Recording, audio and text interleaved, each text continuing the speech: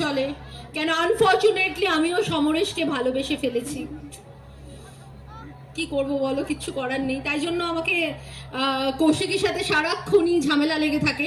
কৌশিকীর সাথে আমার একটা কথোপকথন বলছি।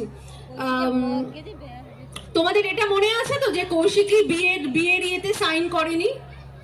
যারা যারা দেখো তো সিরিয়ালটা জানো যে সমরেশ সাইন করেছে, কৌশিকী করেনি, আর সেখানে আমি সাইন করে দিয়েছি। ওরকম একটা সিন আমার সমরেশের বাড়িতে। হ্যাঁ সমরেশ,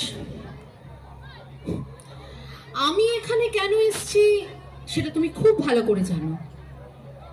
না না, আমি বুঝতে পারছি না, মানে তোমার মধ্যে হঠাৎ করে কৌশিকীর জন্য এত প্রেম, তুমি এত আশাবাদী কৌশিকীকে নিয়ে, কেন বলো তো? কেন?